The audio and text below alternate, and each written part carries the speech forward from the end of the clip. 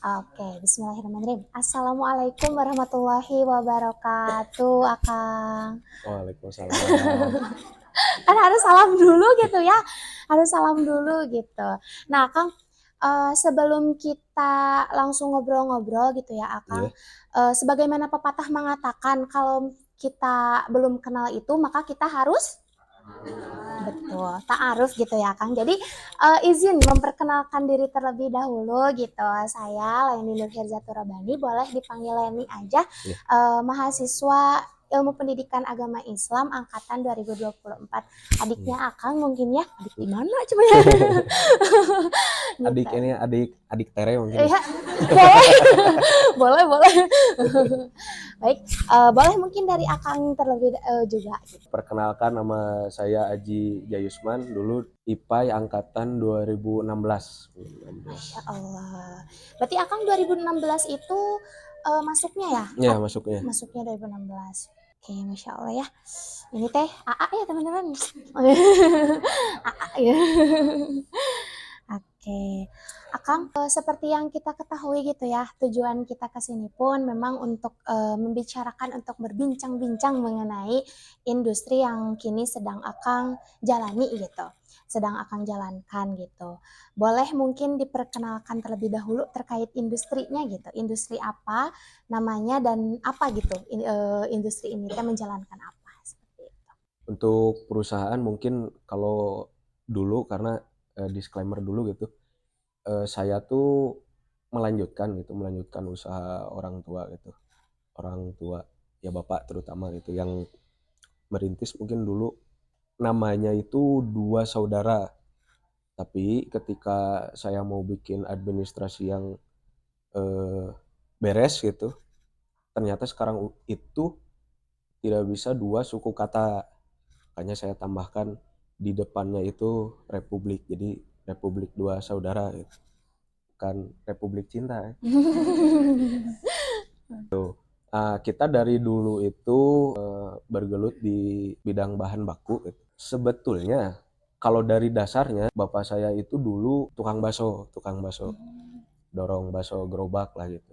Nah, alhamdulillah nikah sama mama gitu, punya jongko di pasar. Nah, mulai di situ jual bahan baku baso. Nah, sekarang juga sebetulnya tidak jauh dari itu gitu. Jadi tepung yang saya jual itu konsentrasi penuhnya itu untuk bahan baku bakso gitu sebetulnya. Cuman kan ketika menjalani industri terus banyak permintaan dari sektor makanan yang lain, ya kita juga mau tidak mau mengadakan bahan-bahan lain gitu. Ya seperti tepung tapioka gitu, tepung terigu, tepung aren gitu.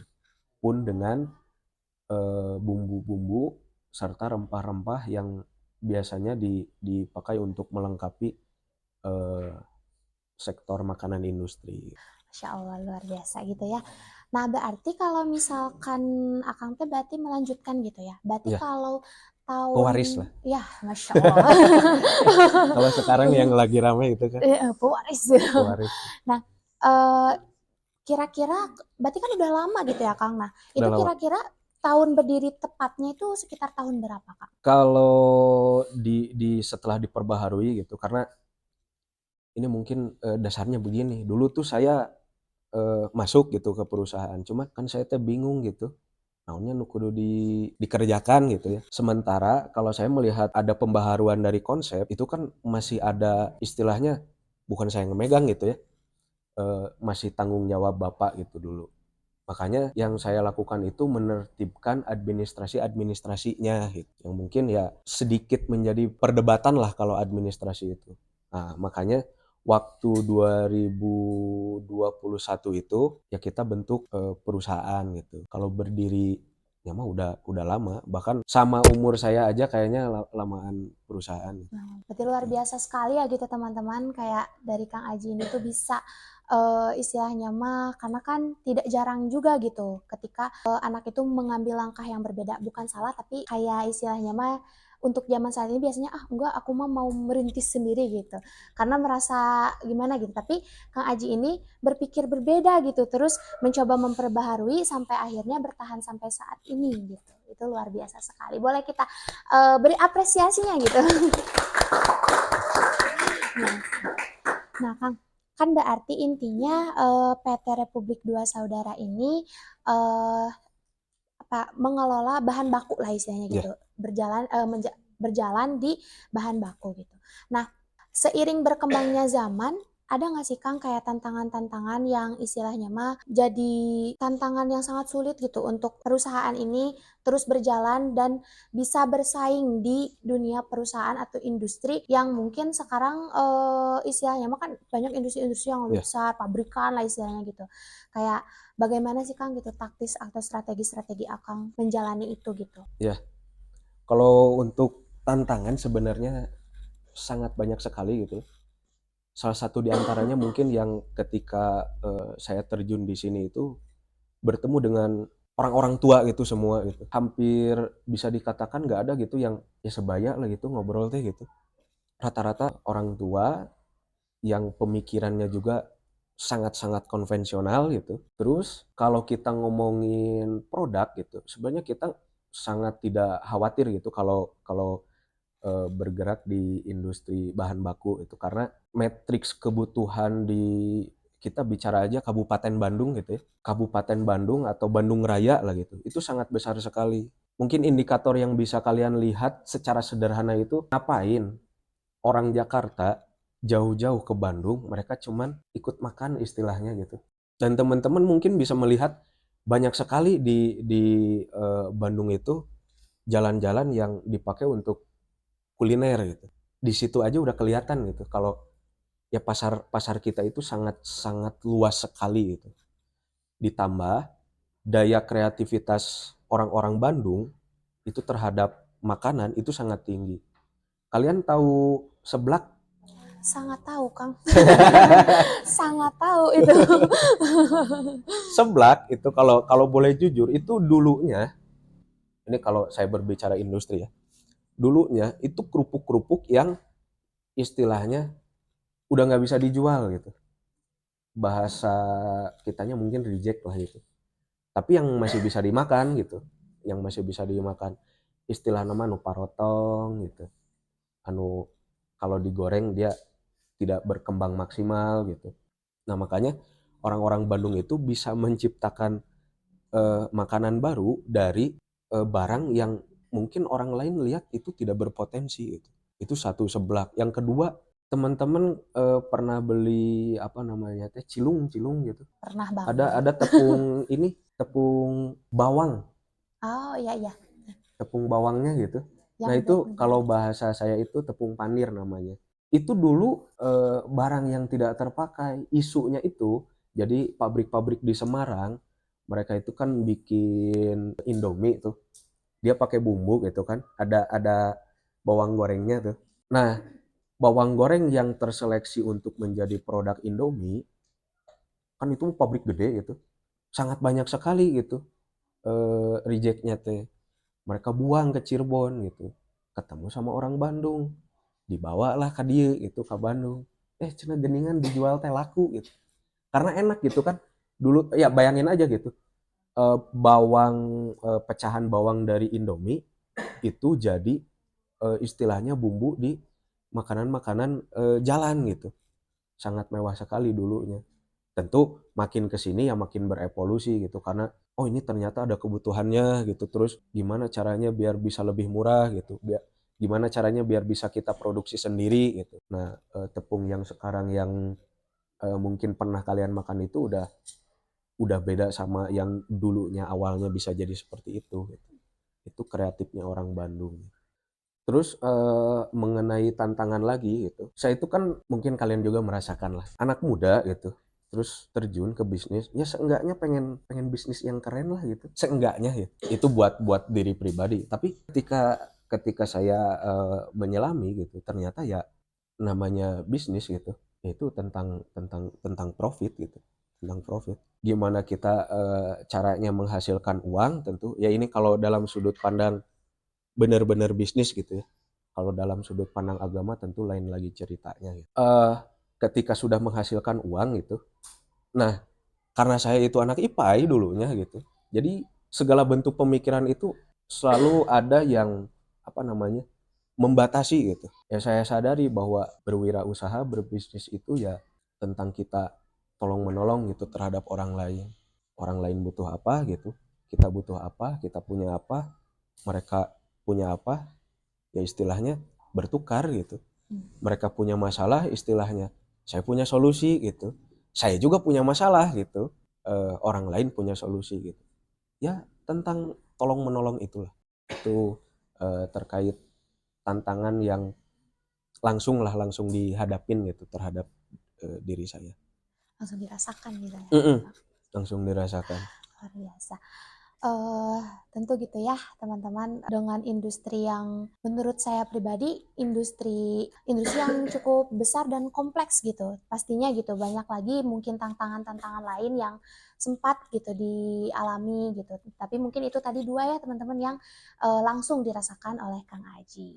Seperti janji saya tadi ya sebelum mulai podcast ini, mungkin dari teman-teman ada yang mau nanya langsung gitu, boleh acungkan tangannya. Bandung kan udah tadi Akang bilang besar gitu ya pasar itu. Besar sekali. Nah, kalau buat yang selain Bandungnya ada nggak itu pasar yang di luar Bandung?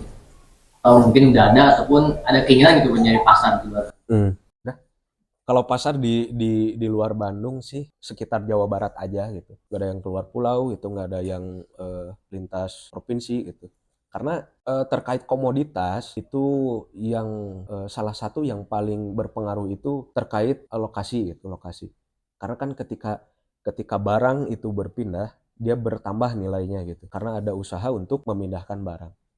Istilahnya begini, ketika misalkan saya ingin menjambah ke pasar Sumatera misalkan, harga yang saya keluarkan itu akan jauh lebih mahal daripada orang Sumatera yang ngejual aci langsung gitu. Apalagi industri saya itu berkaitan dengan tonase barang lah gitu. Jadi orang yang jauh beli ke saya itu bisa, cuman ada kayak minimal pengiriman barangnya berapa gitu. Tapi untuk yang di luar Bandung ya kita juga ada kiriman seperti ke Cianjur gitu, ke Bogor gitu, ke Karawang ada. Jadi bukan cuma di Bandung doang, tapi yang sangat terkonsentrasi itu yang di Bandung gitu. Jadi kita tidak mengusahakan misalkan di Bekasi harus ada berapa orang gitu, enggak gitu. Itu terhadap apa namanya permintaan mereka yang mengajukan ke kita gitu. Jadi bukan sistemnya kita yang mencari pelanggan di sana, tapi pelanggan di sana yang meminta ke kita gitu. Gimana Kang Arul? Terjawab. Oke. Baik nih.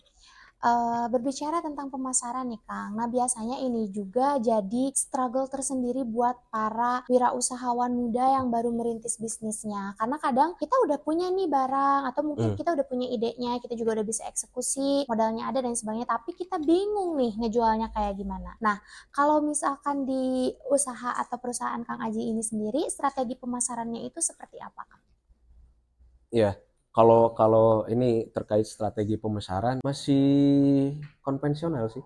Terbayangnya kayak ya kita datang ke orang nawarin gitu. Tapi yang harus digarisbawahi itu ketika kita mau memulai bisnis atau sedang memulai bisnis itu pertama yang paling harus dikuasai itu terkait barang. Ya, kalau orang lain bilangnya product knowledge gitu. Jadi kita teh harus benar-benar tahu itu tentang barang gitu. Kelemahannya di mana, kelebihannya di mana, terus ini misalkan cocoknya buat apa gitu. Terus yang kedua itu namanya harga gitu. Kita harus tahu menentukan harga kita berapa, kita harus tahu harga pasar itu berapa gitu. Bahkan kalau saya pribadi, kita harus tahu titik terendahnya harga itu berapa, titik tertingginya harga itu berapa. Karena kalau saya mah gitu berhadapan dengan industri yang volatilitasnya itu sangat tinggi gitu. Artinya fluktuasi harganya itu sangat-sangat tinggi gitu. Naiknya cepat, turunnya juga cepat gitu. Nah itu. Terus harus bisa mempunyai keterampilan berbicara gitu, negosiasi, meyakinkan orang lain gitu ketika kita berhadapan dengan orang-orang yang ingin kita juali gitu ya misalkan. Belum ada, ya saya juga masih berpikiran pengen pemasaran online, cuman barang saya itu kan 50 kilo gitu. Kiraku tukang JNE, Kang paket coba gitu teh. Walaupun ada JNT Kargo gitu, tapi kan balik lagi gitu.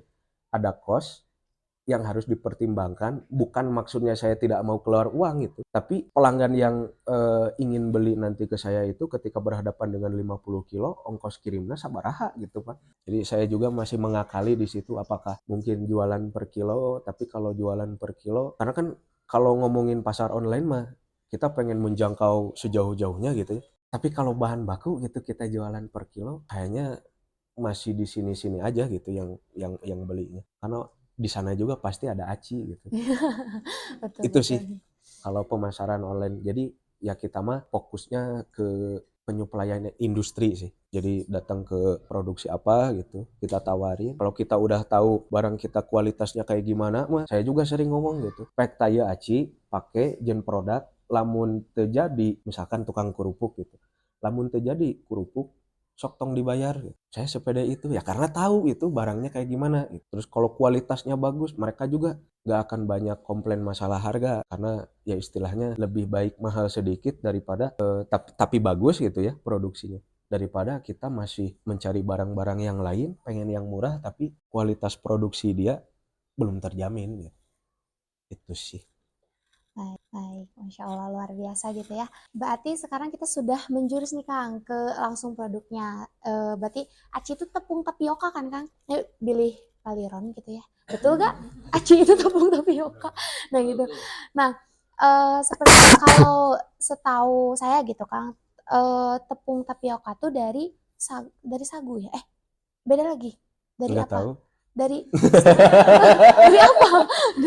Dari atau dari singkong. Coba aja ditebak dari apa. Dari apa teman-teman? Dari singkong. Oh iya dari singkong. Nah, itu teh berarti pabrik Akang ini itu atau perusahaan Akang ini tuh benar-benar mengolah dari bahan yang paling mentah Hmm. dari singkongnya itu sampai menjadi tepung atau misalkan dari bahan setengah mentah gitu. Misalkan Hmm. udah diapain baru nanti sama Akang dijadikan gitu jadi tepungnya gitu. Ya, Atau seperti apa? ya kita ngomongin aci mungkin. Ya. Cek-cek orang Sunda mah tipung aci pokoknya mah gitunya.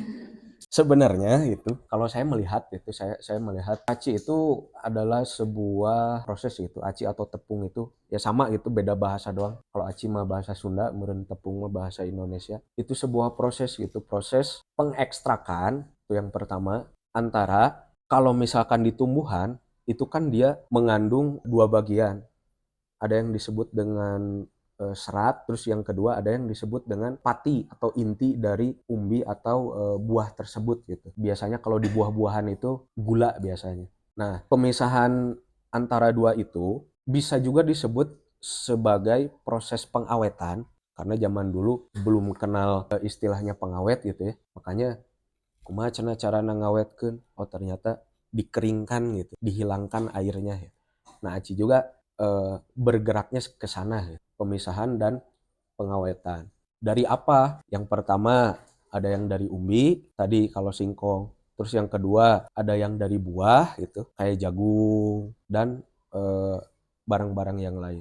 Terus ada juga yang dari batangan pohon gitu, batangan pohon. Itu kayak sagu, kayak aren gitu. Nah itu bisa dibuat aci juga gitu dari situ. Jadi itu di sederhana nama itu teh digiling terus disaring gitu. Udah disaring karena disaringnya itu memakai air, barulah dijemur atau di oven tuh kalau masalah tepung mah. Terus teh tadi pertanyaan kedua teh apa? Ya. Kalau misalkan di perusahaan Akang sendiri itu mengolahnya Oh, dari mana? mengolahnya ya. Iya, dari mana? Karena kita tuh dari bawah gitu, bapak tuh dulu dari jualan produk jadi lah gitu sampai sampai sampai sekarang. Sebenarnya perjalanannya itu ya awalnya produk jadi, terus tepung, nah ngolahnya itu kita juga sama gitu bertahap. Dimulai dari kita itu membeli berbagai apa namanya teh aci di daerah gitu ya, tepung tapioka di daerah itu kita haluskan di sini gitu. Awal mengolahnya seperti itu. Jadi yang tadinya dari kasar jadi halus gitu. Nah, terus yang kedua, karena kita itu konsentrasinya di bidang bahan baku baso gitu. Jadi kita juga membuat istilahnya mah resep gitu dari tepungnya sendiri untuk jadi tepung baso gitu. Nah, itu dilakukan dengan mencampurkan beberapa tepung gitu untuk menjadi tepung baru gitu. Nah, Terus kita juga sedang belajar sekarang teh. Jadi kalau disebut pabrik 100% mah belum gitu kita juga. Cuman kalau dari sisi produksi mah ada gitu kita juga gitu. Nah, sekarang itu dulu waktu Bapak masih ada tuh sekitar 2022 dari 20 sampai 22 lah. Kita belajar gitu nanam singkong gitu. Nanam singkong terus dibawa ke pabrik gitu penggilingan. Kita pengen bikin aci sendiri gitu. Nah, belajar dari situ. Terus karena kan kalau singkong itu dia panen 8 sampai 1,2 tahun lah gitu ya. Supaya kita terus belajar produksi, jadi kesini teh kita teh beli itu beli singkong dari Sukabumi, Padalarang gitu. Beli dari sana ngegiling di Garut. Jadi kita juga belajar gitu untuk memproduksi dari nol sampai jadi tepung. Oke, boleh teman-teman kita apresiasi lagi dulu biar nggak di sini. Sampai sejauh ini saya pribadi dan aku pun yakin gitu teman-teman merasakan hal yang sama bahwa banyak sekali gitu ilmu yang bisa didapatkan gitu. Salah satunya adalah tadi gitu ya karena masih suka kebalik-balik gitu. Jadi aci itu yang dari singkong apa dari sagu ternyata dua-duanya juga bisa aja gitu ya Kang. Jadi cuma berarti ya soalnya kalau di rumah juga sering ngedengar kayak aci sampe kalau gak aci kawung gitu. Kalau aci kawung tuh yang agak hitam gitu ya Kang pas kayak kalau misalkan dibuat papeda gitu kayak papeda tuh jadi warnanya tuh kayak semu hitam gitu ya kayak agak Sebenarnya ada yang putih juga. oh Kalau ada yang juga bagus mah yang putih gitu oh justru. berarti emang gak bagus berarti gak bagus ya Cuman karena kalau dari aren mah gitu, jadi pas digiling teh gitu. Nah, ada yang bagian putih, ada yang bagian hitam. Itu tergantung dari penyaringannya sebetulnya mah. Kalian tahu opak? tahu Nah, itu tuh dia ada bahan dari bagian yang hitamnya si kawung itu, si aren itu. Jadi sebenarnya mah ya dua-duanya bermanfaat. Tapi kalau disebut acinya yang bagus mah yang putih gitu. Yang itunya emang bersih gitu.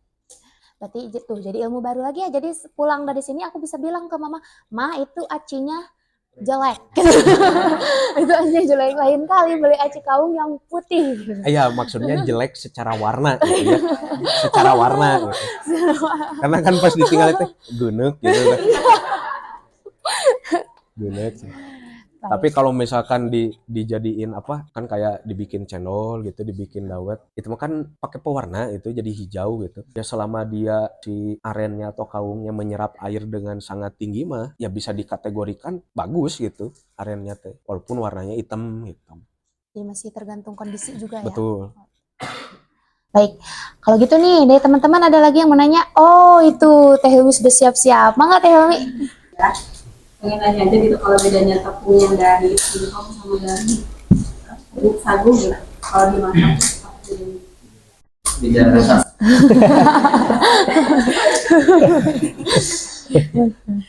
Kalau dimasak itu secara karakter mah ini mungkin ya yang sangat bisa dibedakan itu. Kalau singkong mah dia sangat kenyal, itu yang pertama kenyal, ngelem gitu. Maksudnya rapat, kenyal, ngelem gitu. Terus kalau naonnya, lamun cek bahasa Sunda mah kalau dimakan teh pulen gitu. Pulen gini kan, sampai mah gitu. Apanya pulen bahasa Indonesia? Bukan empuk. Tidak ada bahasa Indonesia yang bisa mewakilkan pulen gitu. Namanya pulen. itu PR ya teman-teman cari nanti bahasa Indonesianya ya pulen apa Nah, kalau sagu itu dia karakternya ngeager gitu. Jeung kalau bahasa Sunda nama pungkil cenah.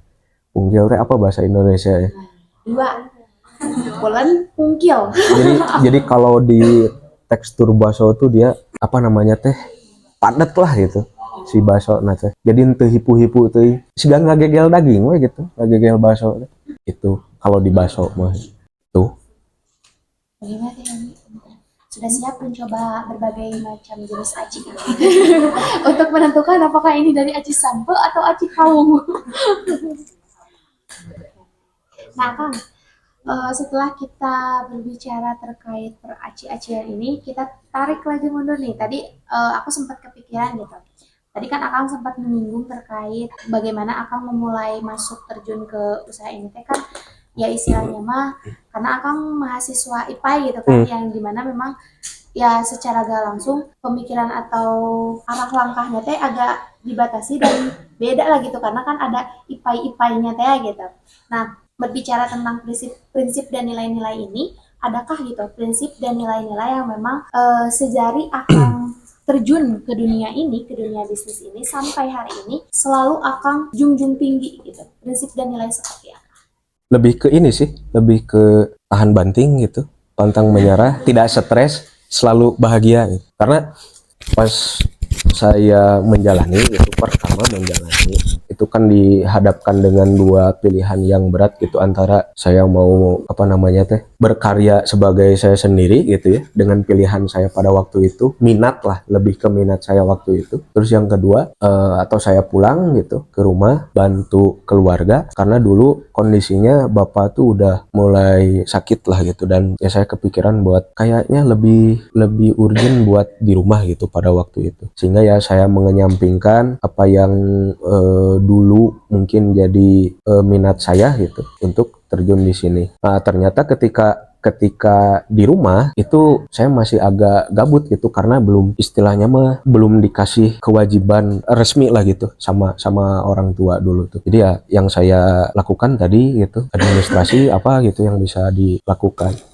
Ketika ayah saya meninggal gitu, otomatis kan harus dilanjutkan gitu perusahaan. Ternyata gitu ada beberapa aspek gitu, masalah, tantangan yang sebelumnya tidak terlihatan itu sangat-sangat terbuka gitu pada waktu itu. Jadi kalau bahasa orang lain mah gitu ya, lihat kehidupan saya gitu, kehidupan keluarga gitu, pada bilang, cenah enaknya itu ditinggalanku Pak Haji teh jeung usahana gitu, jeung asetna, jeung segala rupana lah gitu. Tapi ketika saya yang mengalami sendiri, ternyata justru ya emang gitu ditinggalan semua harta, pemikiran dan lain-lain, tapi sama masalahnya juga ditinggalin gitu. Maksudnya waktu itu saya itu dihadapkan dengan hutang yang sangat besar gitu. Bisa dikatakan around sampai 4 miliaran lah gitu pada waktu itu teh. Jadi waktu itu teh bukannya senang gitu ya ditinggalin warisan, malahan mah ya hampir-hampiran pengen putus asa, ya pengen gitu pada waktu itu. Cuman inget anak IPA itu ya teh. Itu gatong gitu. Itu inget gitu malah. Itu inget gitu. Yang paling lama inget nate karena ajaran gitu, karena balik lagi gitu ke Quran gitu. Maksudnya nasihat guru kan dulu katanya manusia itu diuji, nggak ada yang di luar batas kemampuannya gitu. Ya berarti kalau saya mengartikan kalau diuji seperti ini gitu, ya berarti saya mampu gitu. Terus yang kedua, kalau saya diuji seperti ini berarti Allah itu bertanggung jawab atas takdir hamba-na gitu. Jadi saya mau berpikiran teh, ya Allah gitu. Pada waktu itu saya berdoa, ya Allah gitu. Lamun misalkan ditinggalan hutang gitunya, bere jengjang mayarna gitu. Cek saya teh gitu. Saya teh dulu bahwa nggak doa gitu, dan itu yang menjadi doa orang tua saya dulu juga gitu. Sempat kagetnya, sempat gitu pada waktu itu teh sekitar 1 bulan 2 bulan pertama mah wah sangat kacau gitu, sampai ada di perasaan bener teh ya orang hirup teh gitu atau ngimpi gitu malah. Karena meninggalnya orang tua itu otomatis kalau kita ke dalam kacamata bisnis itu mengurangi integritas orang lain terhadap perusahaan gitu. Karena kalau dibilang perusahaan yang sekarang itu gitu bisa dikatakan perusahaan saudara itu ya ayah saya gitu, karena tidak ada sistem terpisah gitu. Kalau misalkan himpunan mah, himpunan ayeuna jeung himpunan baheulanya sarua we secara hukum mah gitu kan, karena ada nilai yang dibekukan gitu. Kalau di saya dulu nggak ada gitu. Jadi orang-orang teh melihat, wah Pak Haji maot iya gitu, saha cenah nu neruskeun gitu, anak-anaknya emang bisaeun gitu. Jadi sangat banyak muncul keraguan gitu. Wah itu chaos lah dulu. Tapi yang pertama saya lakukan pada saat itu, saya nelponan semua gitu yang jadi supplier saya gitu, di teleponan hiji-hiji gitu ya, istilah nama memperkenalkan diri gitu. Terus saya berkomitmen untuk menanggung jawabi gitu. Misalkan dia punya barang yang ada di saya terus belum dibayar gitu, ataupun dulu almarhum punya hutang gitu, kita mau tanggung jawab gitu. Semuanya dikomunikasikan gitu sama supplier. Bahkan dulu kisah yang paling saya ingat sampai sekarang gitu, saya tuh pernah nelpon orang Bangka gitu, Ahok namanya, kok Ahok disebutnya teh. Dia punya barang dulu itu almarhum sering ngambil ke dia gitu. Barangnya udah habis gitu ya, di kita teh udah jadi uang gitu. Tapi almarhum pada saat itu punya proyek lah istilahnya gitu, lagi bangun aset gitu di tempat yang lain. Sehingga ke si Ko Ahok ini teh belum bisa bayar gitu. Jadi kita punya hutang sekitaran 250 juta lah. Saya teh nelpon gitu. Ya bilang minta maaf gitu, kita mau tanggung jawab gitu. Terus pada intinya saya mau beli barang gitu. Saya punya hutang, saya punya 100 juta gitu. Gimana kalau saya bayar 100 juta terus Ko Ahok kasih barang gitu ke saya gitu. Ternyata mereka tidak percaya gitu. Bilangnya nggak bisa Mas Aji, katanya harus dilunasin dulu cenah. Baru nanti ke depannya kita punya hubungan dagang lagi lah katanya teh gitu. Udah we gitu. Di situ teh saya teh berpikir, iya duit 100 juta na deui gitunya. Lamun ku saya dibayarkan kasih Ahok, terus saya teu dagang gitunya. Kumaha cara mayar sesana gitunya. Cek saya teh gitu na jero hate teh. Akhirna mah nu 100 juta eta teh teu dibayarkeun kasih Ahok gitu. Pada waktu itu teh saya teh belanja beli sagu gitu. Bisnis we saya tanya. Setahun kemudian teh wah dia nelponan gitu, istilahnya mah nggak WA naon gitunya, teu direspon we gitu ke saya karena rek naon ngobrol kayak gitu dah saya tuh boga duit gitu istilah inti nama eta gitu kan nagih, bisa dibayar tuh saya kerja boga duit gitu maksudnya. Jadi tadi suatu saat datang jelema eta teh ka dieu di Bangka, datang ke gudang ngahalangan mobil lagi, pokoknya mah marah merenya, udah wajar gitu. Datang ke sini pas salaman teh Ahok cenah. Saya teh langsung ingetnya gitu, oh hutang meureun gitu, mohon sak duduk. Saya mau beli aci cenah, bilang nanti gitu, saya mau beli aci. Dari mana Pak? Saya dari Lampung cenah, dari Bangka ya. Ngobrol ya intinya mah dia teh marah, pokoknya mau marah pisan gitu. Katanya janji cenah, waktu itu teh mau bayar, ngomong terus mana teh. Pas dia udah selesai gitu, udah nggak ada istilahnya mah diobrolin deh gitunya, nggak cicing lagi dengan saya cicing, dia cicing meh kebayang gitu maksudnya teh gitu. Meh kebayang pada saat itu teh istilahnya mah dia marah tapi cicing gini kan nah deh gitu kudu di roasting gitu, baru saya ngomong gitu nggak jelas gitu. Maksudnya mah ya minta maaf itu dulu belum bisa bayar gitu. Maksudnya teh daripada saya bayarin 100 ke Ko Ahok terus saya nggak dagang, istilahnya mah saya gimana gitu caranya bisa ngelunasin sisanya gitu. Ya udah we gitu kata saya teh, ini yang 100 juta saya belanjain, saya pakai dulu buat dagang, cek saya teh gitu ke si Ahok teh. Ternyata si Ko Ahok ini teh takut anak-anaknya bapak gitu nggak tanggung jawab gitu sama hutangnya. Dia bilang gini, saya teh takut cenah anak-anaknya teh cenah kadon jarudi cenah ngomong nate karaoke cenah. Sangat terpukau gitu dengan kalimat itu. Iraha gitu orang istilahnya. Saya langsung ngomong gini, kok saya teh orang muslim kok. Lamun ngomongkeun hutang, tong ngomongkeun hutang jeung orang muslim cek saya teh. Orang muslim mah ngomongkeun hutang, iya istilahna dibawa nepi ka maot cek saya teh gitu. Di akhirat teh masih kena bisa ditagih. Komo deui ngomongkeun hutangna hutang orang tua cek saya teh gitu. Tong ngomongkeun hutang lamun jeung orang muslim mah saya lebih tahu daripada Anda terkait hutang cek. Edan baheula keur dicarekan gitu nya. Ngomong gitu. Teu ketang ya. Itu ya dulu sempat sampai dihitung sama mama gitu. Nah mama dulu waktu ayah saya meninggal yang paling saya khawatirin tuh ibu saya gitu. Makanya saya bener-bener harus di rumah teh itu gitu. Ternyata ya yang paling merasa kehilangan tuh ya ibu gitu. Apalagi itu kan HP bapak tuh dulu dipegangnya sama ibu gitu. Jadi eta HP teh disada we terus gitu. Nu nelponan ya istilahnya mah nu nagih gitu. Sampai ngedenger suara telepon teh kaget gitu. Saking ku takutna gitu pada saat itu. Saya teh diambil we, dia mah HP-na diantepkeun teh dicas paeh we. Tuh kan cek saya teh teh gandeng gitu. Pada saat itu teh gitu.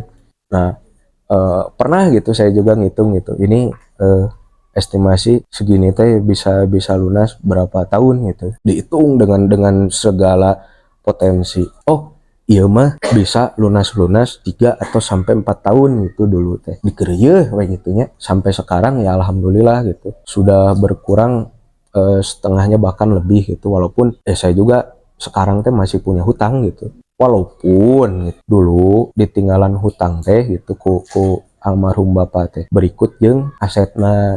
Jadi istilah nama kita teh sebenarnya mah bisa aja nggak punya utang gitu, tinggal ngejual aset satu misalkan gitu, beres hutang. Tapi dulu ya saya punya keyakinan apa yang ditinggalkan sama almarhum gitu ya, karena kan Ustadz mah bilang nate harta mah mau dibawa paeh cenanya gitu. Tapi saya mah berkeyakinan justru harta bisa gitu dibawa mati gitu. Ya dengan cara apa? Pan aya gitu diajarkan ku agama oge. Nitah wakaf, nitah sedekah gitunya, nitah ngamanfaatkeun gitu kan. Jangan doa we anak soleh. Nah, saya tuh punya keyakinan di situ teh. Ya Allah, iya aset ulah nepi ka dijual gitunya, sing jadi manfaat gitu yang almarhum, sing pahalana ngalir gitu tiada henti gitu, manfaat ke keluarga, ke masyarakat gitu ya, terutama paling pentingnya ke ahli waris gitu ya kata saya tuh. Alhamdulillah gitu. Mungkin takdirnya aset masih harus milik kita gitu ya. Hutang kudu beres gitu. Ya alhamdulillah gitu kacicil gitu sampai sekarang teh gitu. Kasih aplaus lagi.